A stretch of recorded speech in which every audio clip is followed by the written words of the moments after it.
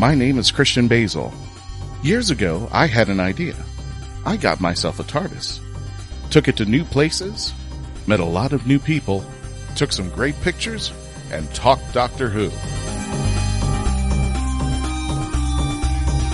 From Krypton Radio and the creators of the Hanging With Web show, this is the legend of the traveling TARDIS. Join me on my latest adventures and become part of the legend.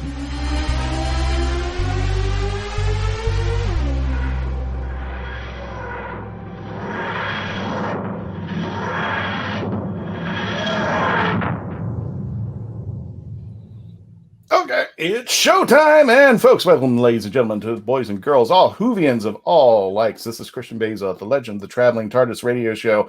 I want to welcome you to the live chat today. We've got a special guest tonight here in Eastern Standard Time, which is about 9:15 right now there. But let me introduce our panelists today. All the way to my left. Left. Okay, all the way to the left is Dave Chapman from the Rat Hole.ca. How you doing, Dave? Hey, not too bad. How are you, Christian? Not bad there, sir. You said that you were shaven beforehand in a previous episode, and I was like, did I miss it?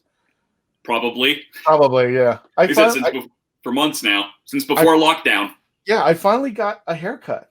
I finally managed to get a haircut here in Florida. I just went out there and did it. It was really a religious experience because there was nobody there, and the barbers are like, yeah, just walk in. Do I need to set an appointment? No. Just wear a mask. It's just like, that was just interesting. So, but they got the very, very short hair. So looks like we're all losing our little follicles because there was nobody there, and the barbers are like, yeah. Getting some feedback there. And then I've got Dr. Freedom down at the bottom, Brian Burress. How you doing there, Dr. Freedom? I'm doing my Weeping Angels look. Does it work? No. How's everybody doing there, sir? And I have the lovely director of our show for the Legend of the Traveling TARDIS, Miss Melanie Dean. You can check her out on the Instagram at Pieces Melee. And she still had my TARDIS on a 3-month lockdown. I'll never see it again until I come to Tampa Bay. Is that correct? If Tampa Bay Comic-Con's still set, I will be there, and I will have the TARDIS with me, and I can give it to you then. Unless you want to put it in a box for FedEx.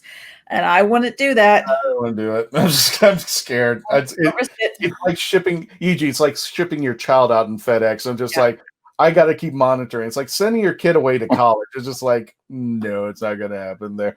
Ladies and gentlemen, I want to introduce our special guest tonight. You recognize him, most of you, from the TV movie, The Enemy Within. It's the only episode with Paul McGann in it. And it was actually, I think it's the only episode that Fox can claim rights to it. It is the TV movie called The Enemy Within. It was a special that was done on air for Fox and introduced the 8th Doctor, Paul McGann. It also introduced 2 new companions, one Daphne Ashbrook, who played Dr. Grace Holloway, and the gentleman to my left, right over here, Yee Jee Tso, who played Chang Lee. How you doing there? How you doing there tonight? Not too bad, thanks. Hanging in there. And just in case, for those of you who are just joining us, let me just a reminder, if you would like to chat with us, please make sure to just chat into the bottom. You just type in, and Yee Jee and the rest of the team here will be able to read your chats for tonight out there. Okay, and first off, we've got Sean Woody McDonald, my friend there. I need a haircut. Yes, you do, sir. And he goes, hey, guys, how you doing there? Make sure you're chatting in the chats down, whether if you're at the Krypton Radio, if you're on the Legend of the Traveling TARDIS, if you're on my personal page, make sure you're typing in if you want to see yourself and your chats tonight. Please go ahead. We'll be taking your chats all night long. Also, if you are listening to us, make sure if you're listening to us, you subscribe. Also, definitely on the YouTube channel. You can just type in HWWS Media. Again, HWWS Media. That'll bring you onto your YouTube channel that you can see us on YouTube when it drops every Monday. You can also listen to us on Spreaker, on radio.com, cbsradio.com, on Spotify itself out there. Of course, iHeartRadio, Apple Podcasts, or whatever the heck they want to call themselves this week. We also have nsclive. Gosh, I can't even say this. nsclivetv.com. We're also on that channel. We're also on Podchaser and on KryptonRadio.com, where our radio station drops our feed every Saturday. So you want to check them out. You'll be the first ones to hear the show on that. And of course, if you want, please tell your friends to like us on Facebook there. Folks, we got Yee Jee Tso there. Again, let me bring you up to speed. For those of you who have not seen the TV movie, this is the one and only episode, aside from Night of the Doctor, that Paul McGann premiered in. And Yee Jee played one of two companions on there. Now, if you're not familiar with this episode, it only played once during its premiere in 1996 on the Fox TV News Net on Fox. I don't know what they are anymore. They're Fox News, Fox Sports, and all that. So it was just plain Fox there. And this was, I think, the only one and only time that this was filmed in Vancouver, Canada, if I'm not mistaken, Yee Jee. And unfortunately, it wasn't picked up there. But you know what? That particular movie, I still think is a very integral role in the Doctor Who, in the world of Doctor Who, in the Whoniverse, because for me, I can safely say it kind of bridged the gap between classic and new. And a lot of the things that came out of that TV movie, I think, were reinterpreted and used in the new series. I think that it was kind of like the birth child of what was going to be the end of the classic and into the new Who. But I'm going to shut up right now because I got Yee Jee on the show. Yee Jee, talk to us. Tell us a little bit about yourself and how you got that role in the TV movie.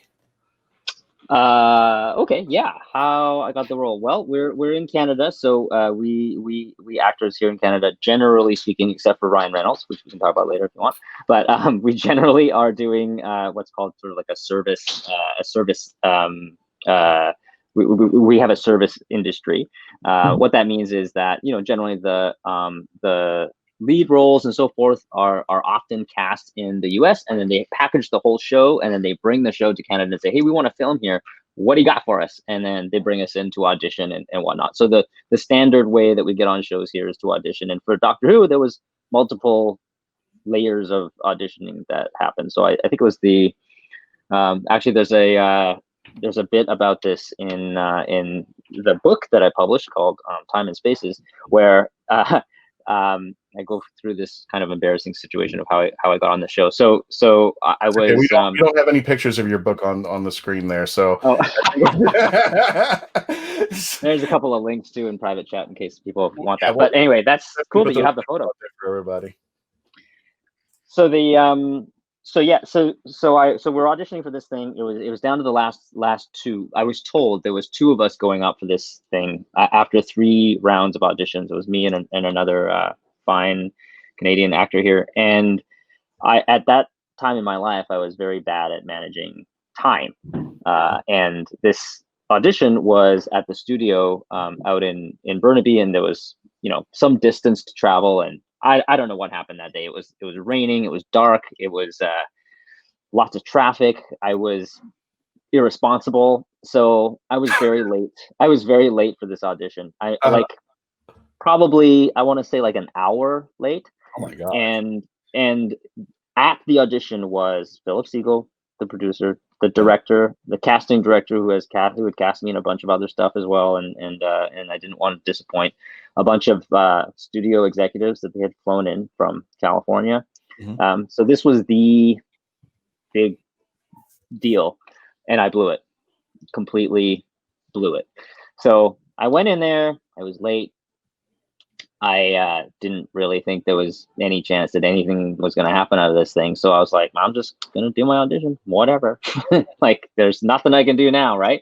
So it just did the audition, and somehow, whatever it was, days later, whatever, I got noticed that I got the gig.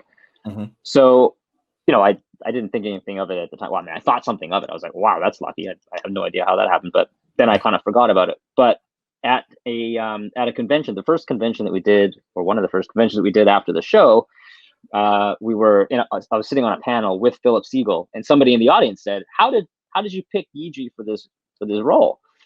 And he told the story of me being late from their perspective. And he was like, well, we were always looking for this quality about the Chang Lee character where he just doesn't give a damn, like he would just like devil may care, like didn't give a damn about anyone kind of thing, and had this attitude, and that's what they were looking for the part. And they thought that the way that I was late and then didn't really seem to care about that and just kind of, did the audition anyway. And he said that was the clincher for them. That's what did it for them. You brought a level of authenticity to the character nobody else did.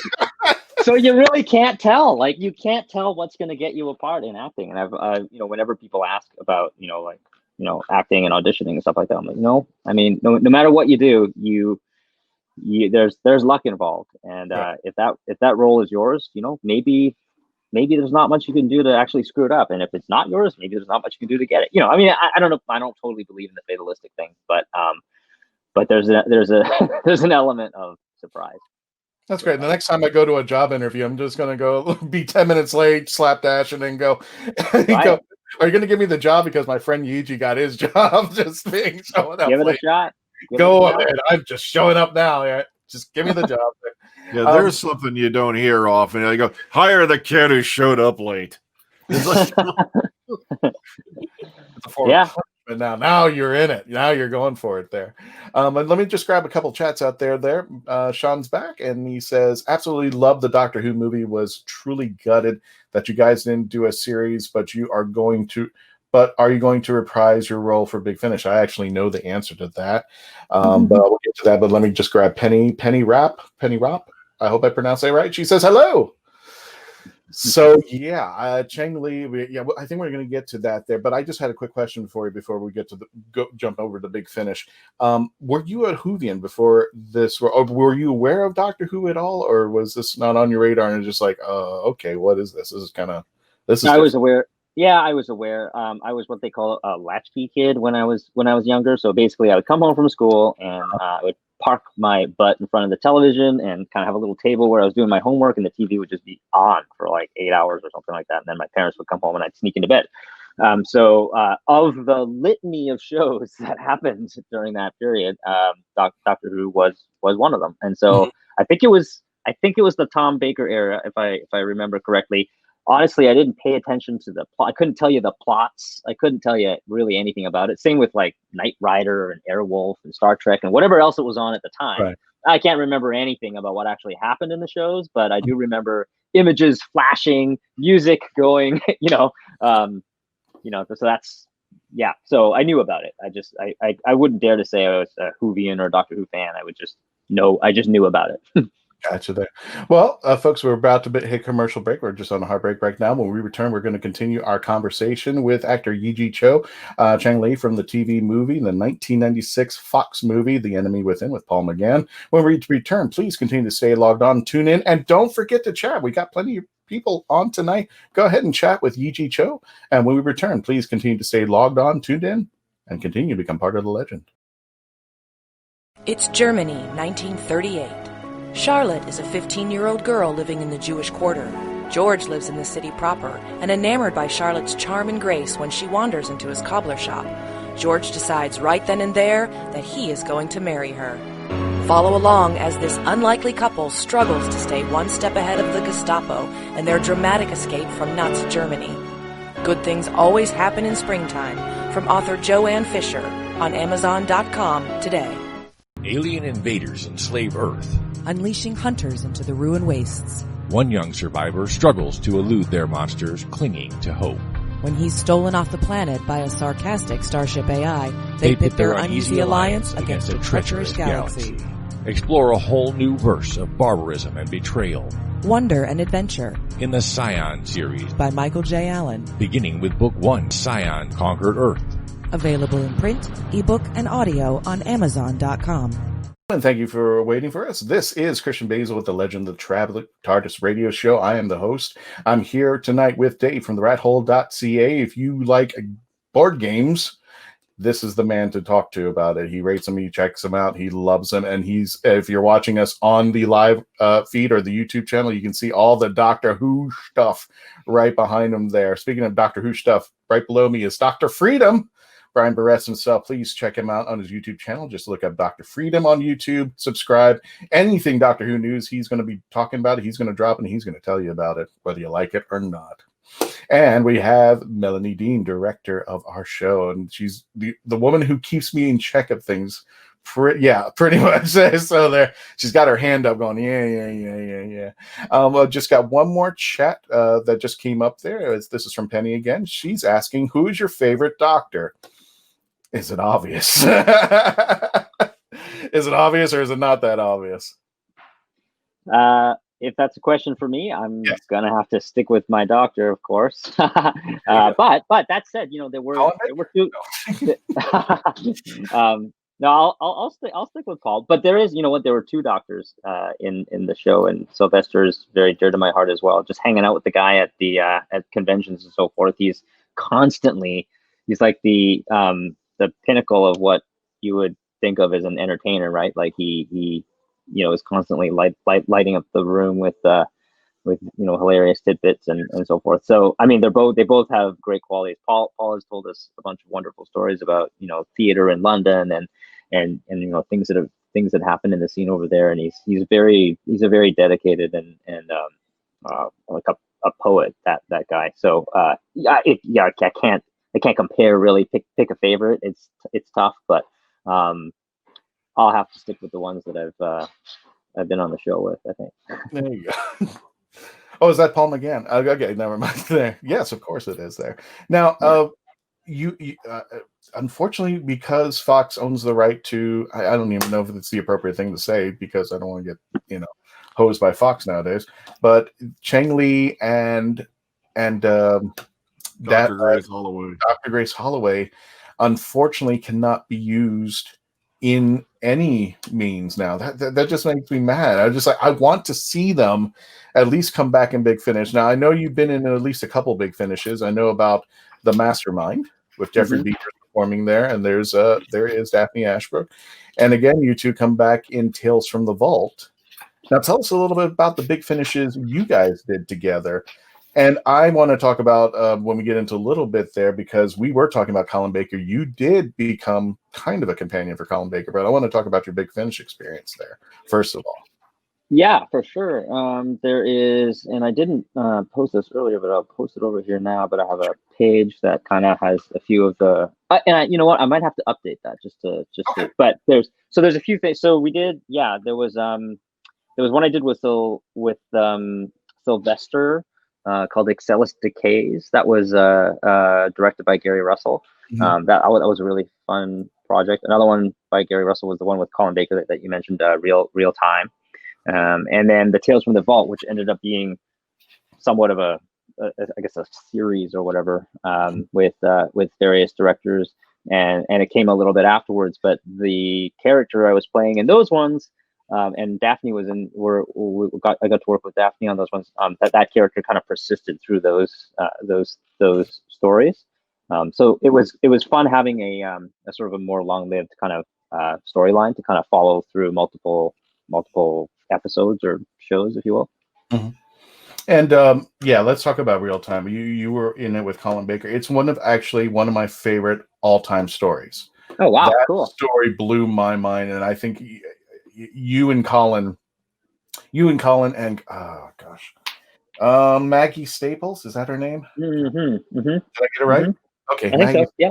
I love how the three of you just connected. I love the story. It's called Real Time. It's not Big Finish. It was a Doctor Who.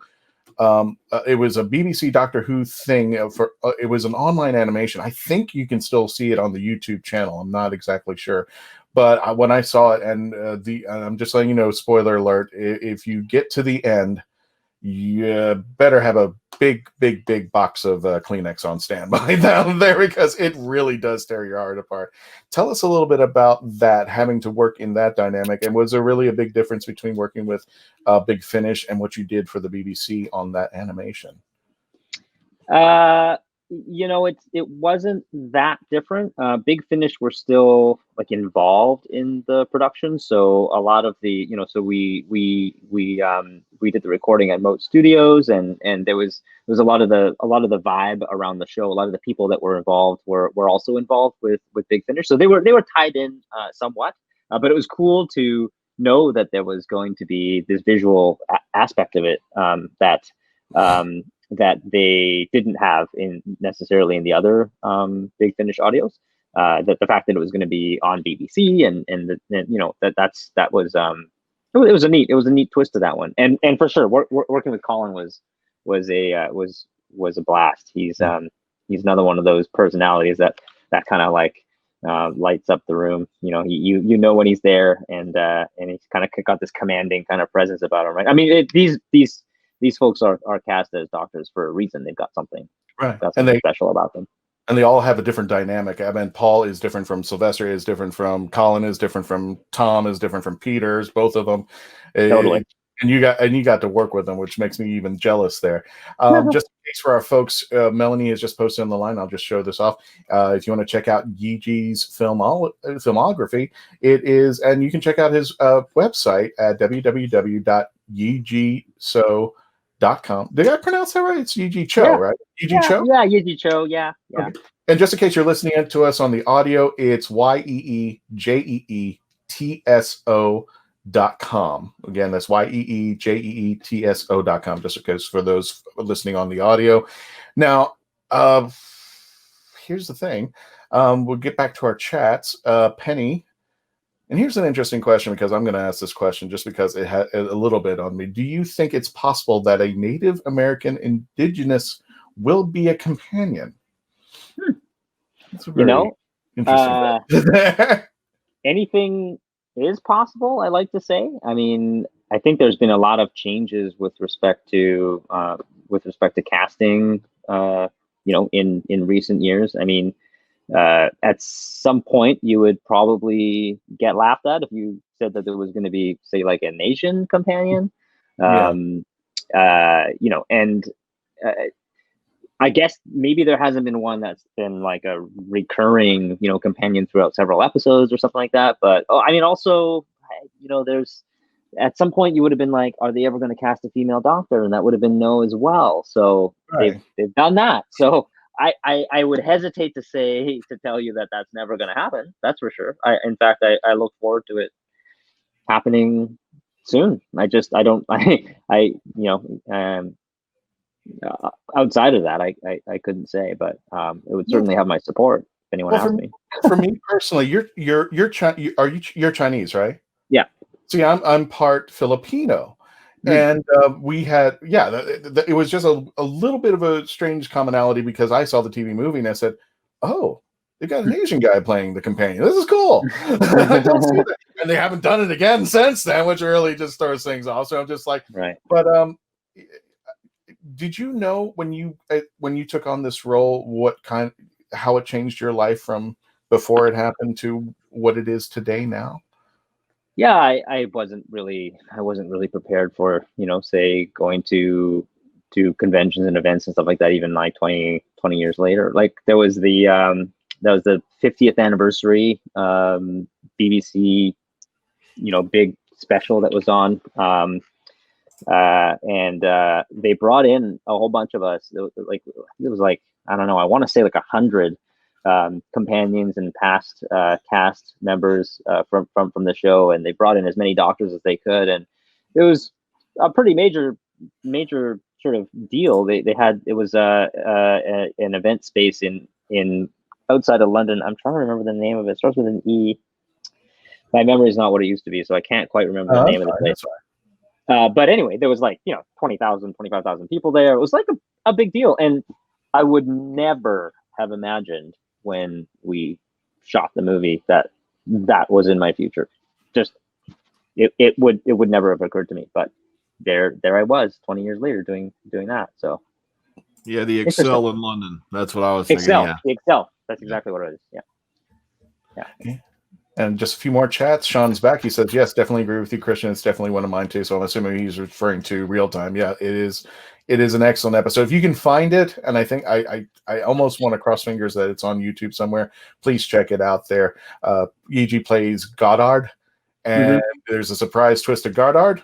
There's a surprise twist to the Sixth Doctor, and there's a surprise twist to Maggie. I'm just forewarning you, everything you know about the Sixth Doctor, Maggie, and Yee Jee. It's no spoilers. It's just going to be. It's one of those stories that I think is the best of Doctor Who. Wow. And because it is sci-fi that took a story, and the three of you not only bounced off each other so well, playing Goddard, who has this mysterious secret about him, but when you guys were implementing and bouncing off each other, it was just so fun. And it's like, this is the stuff that Doctor Who's is known for, when sci-fi can take it and just twist it around in such a way that it is just like, oh, not only was I not expecting that, but wow, okay, this story is one of my best now. That I loved it. So check out Real Time when you get a chance. Melanie's posted this for everybody. For those of you who want to see the first time Chang Lee's entered the TARDIS, it's got a YouTube link. For those of you, if you want, you can I've been scouring YouTube and trying to find the animation, so I'm like finding all these things, going, I'm throwing this in the chat for everybody. So that's why I've been kind of like looking over here, because I'm like adding stuff. Someone posted that on Twitter once, and there was a thread about it, and I thought that was pretty cool because people seem to enjoy it. But you can also buy the movie as well if you get a chance there. And you guys, I'm going to bring this up because there was a special going on, and I was very happy that my TARDIS got to be a part of it. For those of you who are going to see this on the YouTube and the stream. Speaking of getting back together, I think this was the 20th anniversary episode. Now, folks, if you're listening to us, we have a picture, and I think this was, if not mistaken, taking place in Oklahoma. We have Eric Roberts, Jeremy Raddick, who played why my brain's just fried. Gareth, and Eric Roberts was the Master. Yee Jee was Chang Lee, Daphne Ashbrook, Sylvester, Paul. And Eric Roberts' wife, who I feel real bad what happened to her in that movie, her character at least. Eric, is that what do they call it? A prophecy of what you were trying to say in that movie? I was like, okay, not cool there. But can you tell us a little bit about this little moment here in Oklahoma? Yeah, it was the first time we'd all been together, I think, in the same place for quite some time. And the folks in Oklahoma invited us down, and we all went down, and yeah, it was a neat time. Interesting place. I'd never been to Oklahoma before.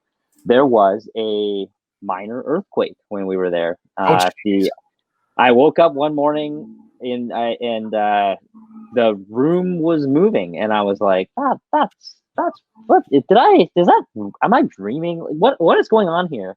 And I thought maybe like a truck had like hit the building or something, but I'm like, wait a minute, this is a pretty big building, so it would have to have been like a massive truck. I called down to the desk, and someone answered, and I was like, did the building just like move?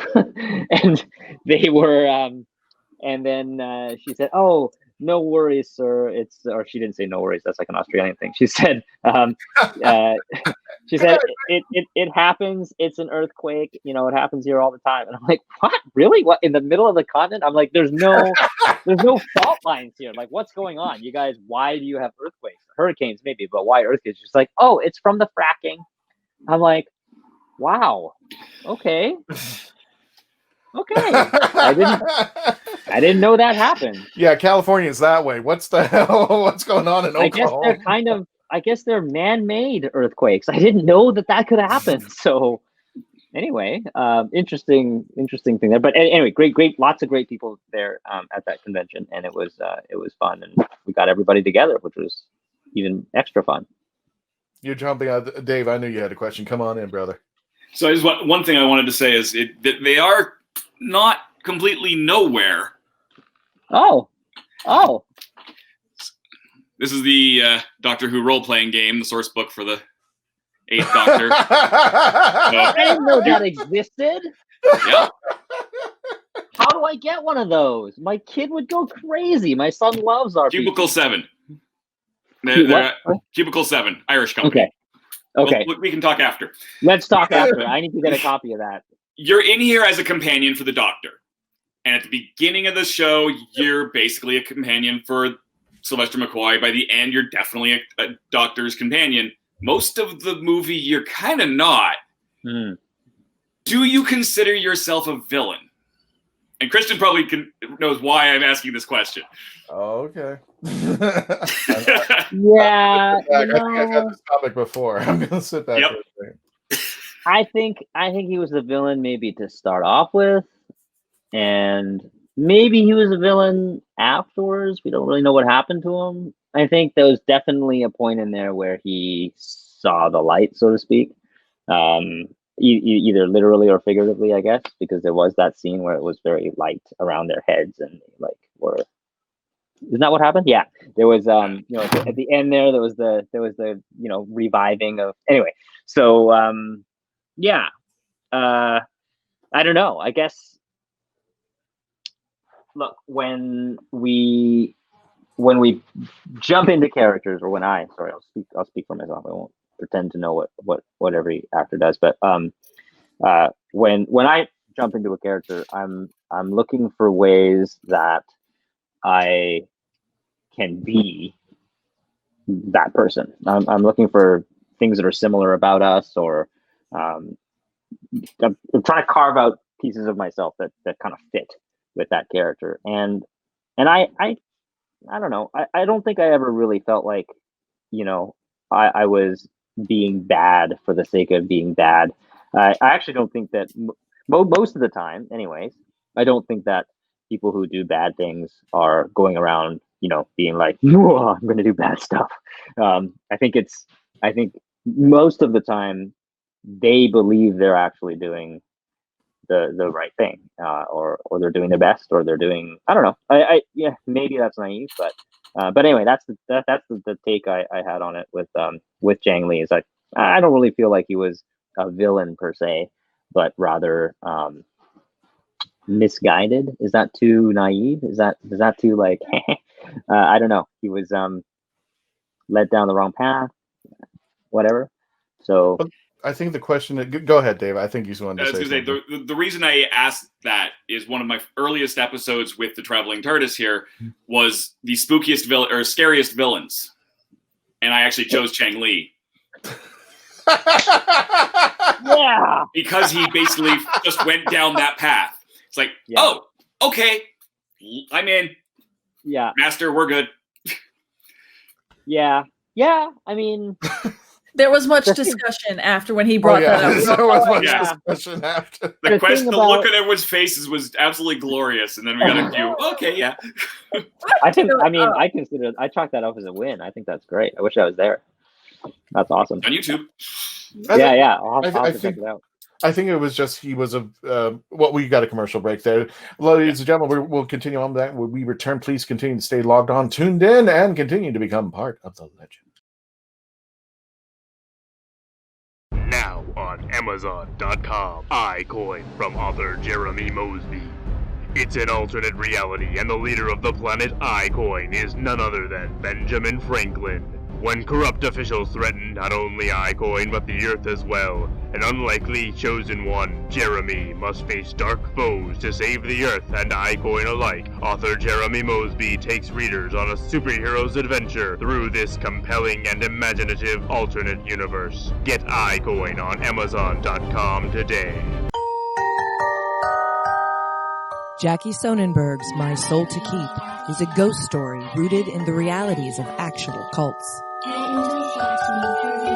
When 13-year-old Sky Monroe arrives at her new boarding school, all she can think about is death and connecting with the afterlife. Soon she discovers her school's spirituality group, the Guardians of Light, and they have a secret. They can speak with the dead, and the organization is a cult. But this isn't Sky's only problem. The campus house where Sky resides is haunted, and even the ghosts have an agenda. They intend on getting the souls they want.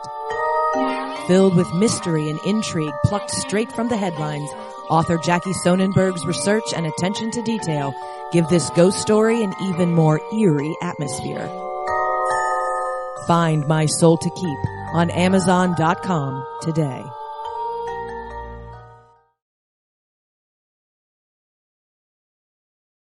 Welcome back, ladies and gentlemen, to Legend of the Traveling TARDIS. My name is Christian Basel. If you're watching us live, thank you for joining us. For those of you on the YouTube watching us, thank you for joining us. You are catching a whole lot. If you're listening to us to the audio, thanks for listening to us. But believe it or not, seeing us live or seeing us on the YouTube channel, really cool stuff. Plus, you get to chat with Yee Jee and the team out here. So if you're in the chats right now, whether you're on the Legend of the Traveling TARDIS, the Hanging with Web show, or even my personal chat, go ahead and continue on chatting. Just go ahead and type it in, and Yee Jee and any one of us will be answering questions for you tonight. And Sean's back, and he said, "Did you?"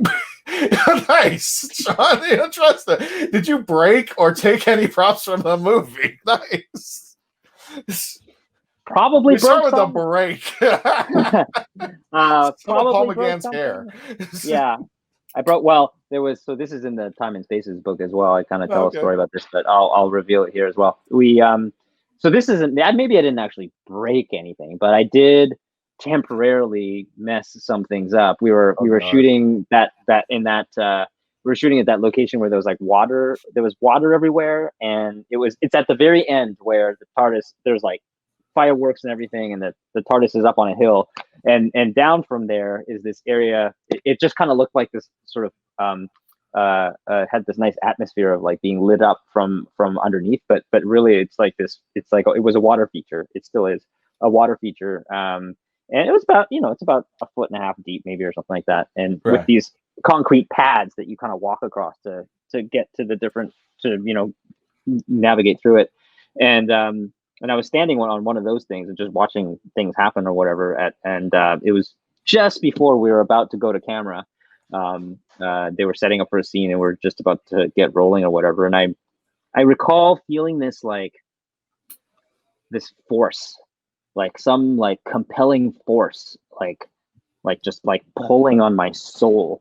And it turns out I was falling down into the water. Oh gosh. No.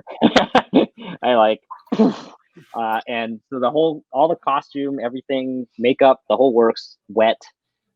So the makeup and wardrobe people had to frantically figure out a way to solve that problem. We didn't have doubles of everything.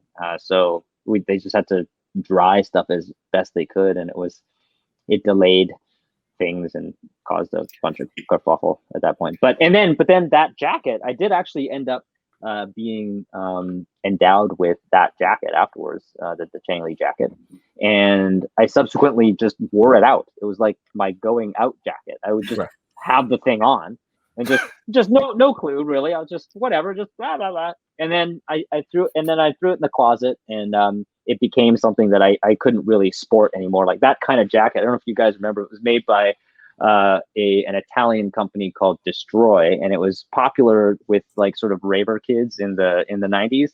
And it was like silver with like an orange stripe and these black, it was like this shiny thing.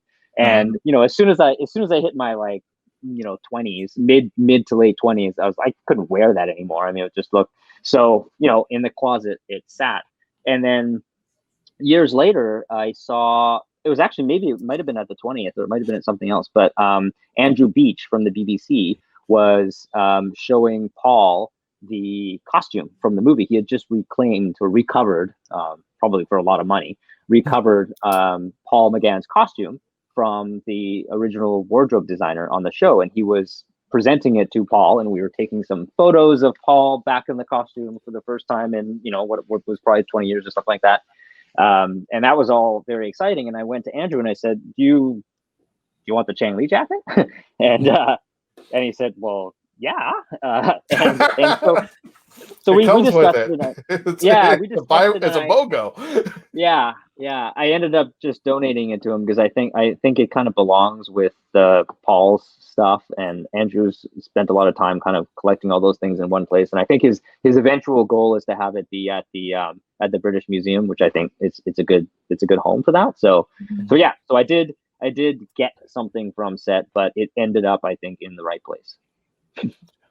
Speaking of things ending up in the right place, and I say these things because everybody knows on this show that I'm the worst seguer in the world over here. And I'm just going to pull this up, and I'm sorry I'm covering people up, but I want to talk about the book that you wrote. And We had talked about this earlier. Time and Spaces, for those of you listening on the radio stations or on the audio platforms. Time and Spaces, a photojournal of Doctor Who filming. Yee Jee Yee Jee Tso. I got it right. Please tell me I got it right. Yep. I got it right. You got it. Yee Jee You Tso. got it. And You let got me it. go ahead while I'm at it. I'm going to put the link up to it just in case people are watching there. Yee Jee, tell us a little bit about this book and what started, because you told me, but I wanted to hear other people to hear about where it came from and where they can purchase it. Yeah, for sure. Thanks.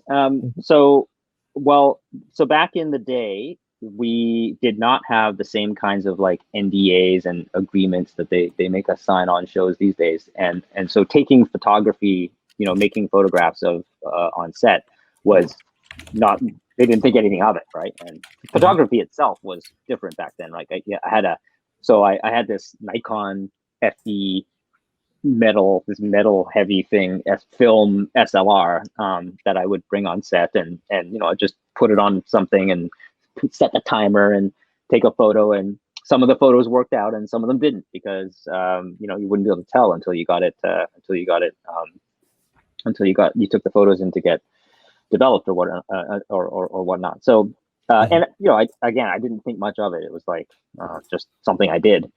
So I years later, I don't know. I never even thought about it. I just had assumed that stuff was gone.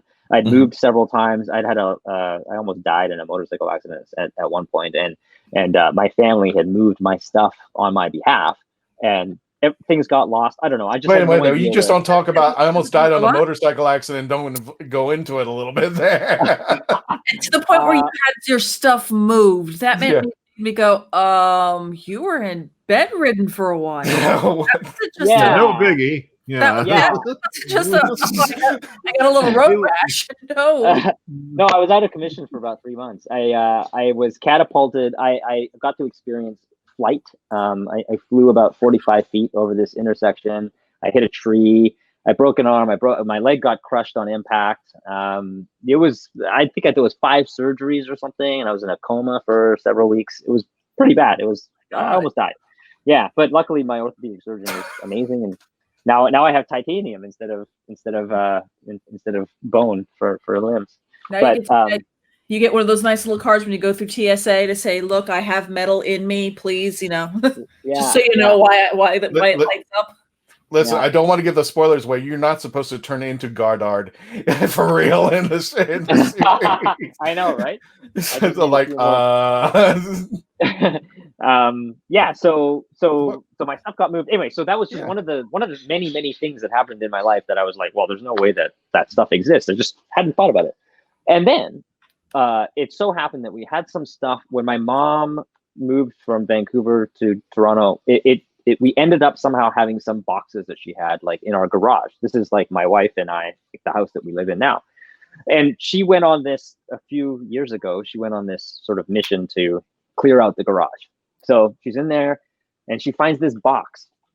And this box has my scripts, copies of my scripts, colored copies of my scripts from the Doctor Who movie, as well as various other documents from the show. Like we have these scheduling documents, like the one-liner schedule and the location schedule, and just all of these artifacts and my photos from the set. So she's like, "Hey, I found these and I thought you might want them." And I'm like, "Yeah, I think someone's gonna want your Babe Ruth cards. Do you want me to throw them for you? Oh, we take them out of the garbage? Sure, right. Yeah, exactly. Wow. It was that kind of feeling. So I was like, okay, well, how do I didn't want to just, whatever. I didn't want to like sell them on eBay. I didn't feel like that was the right thing to do. So I was like, how do I get this out there? Like, people are going to want to see this. How do I do it? And I looked at the photos, and I was at a few years previous to that, I was a commercial photographer for a while. So I would take interior photography for contractors and architects and so forth. One of the many various jobs that I've done. So So I was like, okay, I'm gonna go around and take photos of these places that the way they are now, like where these sets were, where these locations were. I'm gonna go and get some photographs of them today, and put together a book with then and now photos, and I'm gonna try to tell some stories about each one of these sets, and make it a bit personal and put it together in a book. And so that's what that is. It's time and spaces. These spaces where we existed 20 years ago when we were filming there, and then what they're like now. Oh, that's cool. Yeah. Oh, goodness. Well, Yee Jee, when we return, we're about on a hard break. When we return, we're going to wrap up our interview with Yee Jee Tso, who played Chang Lee in the TV movie The Enemy Within and Doctor Who, and apparently future Cyberman. He keeps on riding those motorcycles. When we return, please continue to log on, stay tuned in, and continue to chat with us as you become part of the legend.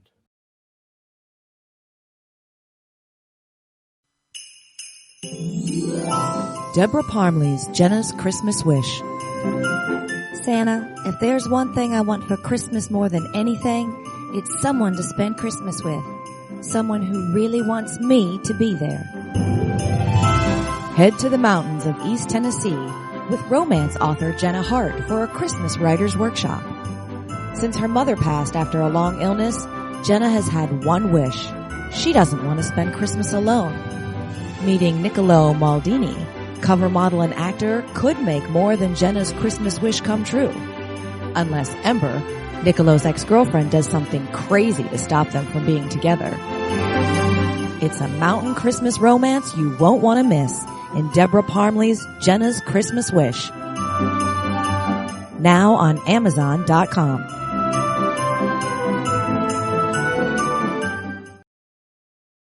And ladies and gentlemen, welcome back to the final portion of our segment with Yee Jee Tso, who played Chang Lee in the TV movie The Enemy Within, starring Paul McGann, his one and only episode before Night of the Doctor came out over here. I am with David Chapman from the Rat Hole.ca. I am with Dr. of Freedom himself, Brian Burress.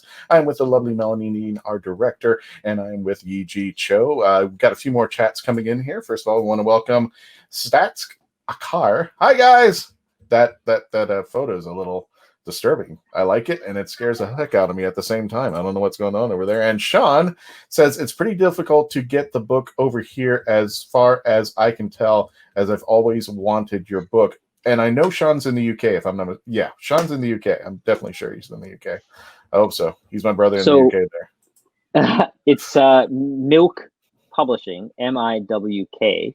We did sell out of the books, but I think I've been discussing with the publisher, how we can get more of them going, and I think it just we were getting there, and it was just the whole pandemic thing kind of threw a wrench in it, like everything. Part of the challenges is we kind of went with a custom size. We kind of had a custom format going for that book, and so it's just finding a printer that can do it at that size. But definitely working on getting another edition out for sure. By the time the 25th anniversary comes around, we'll definitely have it available. So both on my website and on the Milk website, which is spelled MIWK. It's let me see if I can tap it out here. Gotcha. Well, we got a link up there. Is that a link that they could use anywhere? I mean, we can just go to the Yee Jee. So you could go. If you go to my site. Yeah, that link that I shared earlier, you could just go there, and that will have a link over to the Milk site to do the purchasing, or if it's able to be purchased somewhere else, I'll have it there as well. Gotcha. So that will happen. And thanks. Go ahead. I'm going to throw a few more links in here. Of course, if you want to check out his filmography, here's the link over there. It's just yeejeetso.com filmography. But here's the one I'm very interested in, because I think I got a slight offer for you. Your music. What do you play? I'm now going to, after the show, I'm going to start playing this now. What kind of music do you play, Yee Jee? I do all kinds. Yeah. So that stuff it's just basically was a bunch of personal projects. I had a goal in the last couple of years to just learn how to do some more sort of audio engineering stuff. I played around with electronic music when I was younger in the 90s. And when I was wearing the Destroy jacket to the raves, so So anyway, so there's some electronic stuff there, and then there's some stuff. My kids both play music. My daughter plays the cello, and my son plays the violin. So I was trying to get them involved in some musical. So there's one album in there that's like the kids are, they're like kid friendly music, and that one's maybe a little bit less polished as far as like production value or whatever. And then there's another one that is a little bit more sort of 80s, 90s kind of like alternative ish. Indie pop, and as I go, I've been sort of improving with my audio engineering a little bit. So I think that one sounds pretty good. It's still not professional, but it's I think it's listenable anyway. So yeah, so it's a mix of stuff. I want to propose this live on our show. There, our friends who run our producers, they Hanging With Web show. They actually have an indie music spotlight. Would you like them to play? If I don't want to promise anything. We'll talk to Garrett, but would you like some of your music to play on that channel? And they play it all the time. That would be really cool. Yeah, he's got the Vulcan from Voyager. Please, somebody. My brain is fried at after 9 o'clock. Tim Russ, a.k.a. Tim Russ. He has music playing on the indie music spotlight, and there's a couple other people. I think the Weeping Angel, Melanie, Ellen Page, Ellen. I can't think of it. Ellen Thomas, who played one of the premier Weeping Angels. I mean, you would be in a family of geekdom in an indie music spotlight. So if you like, I will talk to Garrett, and we'll definitely we'll try to put that together for you if you like. That would be really neat. Hey, even the thought it feels really nice. Thank you so much for that. Even if they're like, not interested, that's totally cool. The fact that you even thought of that is really sweet. No, thank you. And we have folks, if you want to check it out, it's the HWWS Indie Music Spotlight. They actually go live and they play music from all of our friends in the geek world. Definitely people who are trying to make it into the music industry, and people who just want to be part of the Indie Music Spotlight. They've submitted their stuff over there. Check it out there. Now we're going to try to get Yee Jee into there. Do you post any of your stuff on SoundCloud or any of those channels? It's in. So that link actually has the link out to pretty much all of the. So I went with CD Baby, for better or worse. I don't know. Okay.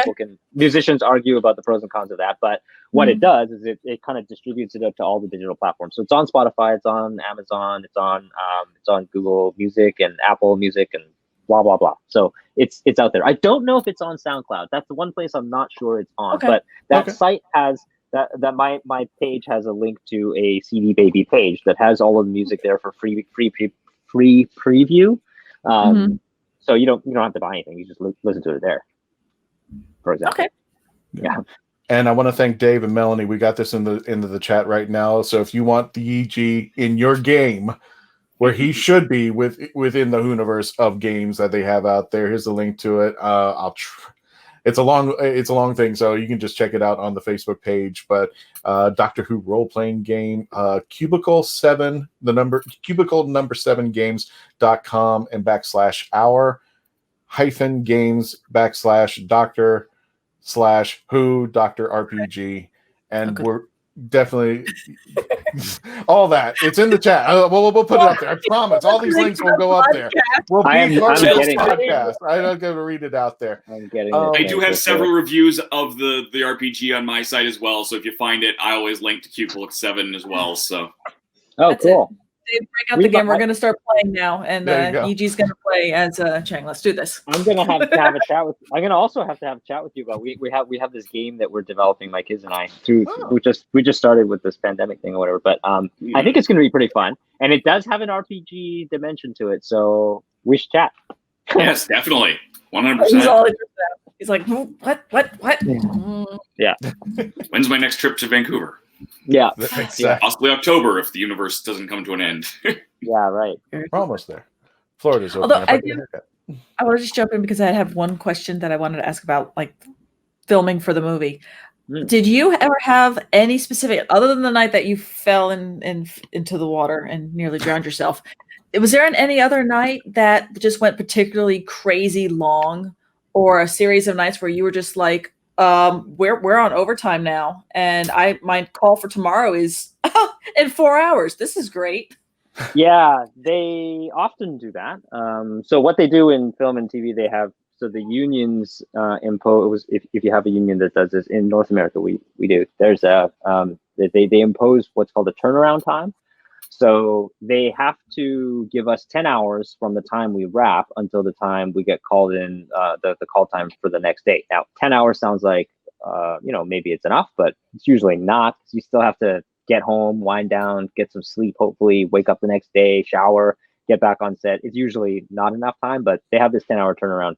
And when it's a show that is struggling to make its days, which means it's going into overtime in order to get all the shots, then this can become a bit of an issue, because, for example, you'll start at 7 a.m. on Monday and you'll go into overtime, and let's say you wrap at 9, 10, 11 o'clock at night, right?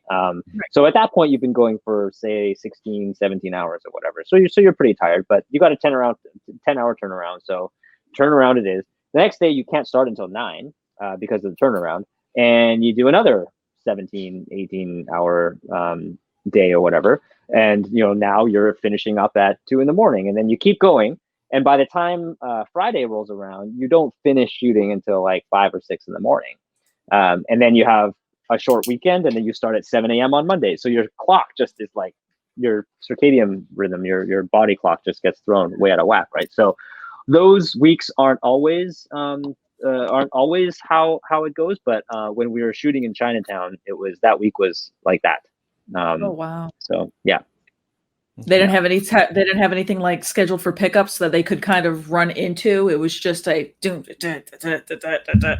get it done. We were on location, and they basically transformed this whole. It's actually a few blocks. It's in the book. It's a few blocks from my house. This alleyway, this conjunction of alleyways that they used as the set. And the whole place was just transformed. Like, they had all this stuff there, and they had the week, like they had booked it for a week, and or whatever it was a few days or whatever, and there was no changing that. Like, if you didn't get the shot there, then it wasn't happening. So that's often how film and television production is, especially when you're on location. It's like, we have one day here, and if we don't get the shot, then the movie doesn't work. So for the sake of the however many millions of dollars that we're pouring into this thing, we got to do this. It means staying up for 24 hours straight. That's what it means. Yep. I've been on sets where it's just that, from a crew standpoint, where it's just like you're watching the DP go, and they're very, very picky on what shot they want. And you're just looking at the clock going, the sun's going to be coming up soon. You're like, the sun's coming up soon. This is an overnight shot. Oh God. Mm-hmm. It's that kind of night. Sean, I just wanted to wish us farewell. Yeah, we're coming up to the end of the show. Thank you, Sean, there, and love you guys, and stay safe. Yeah, definitely Yee Jee. We need to tell him that a lot.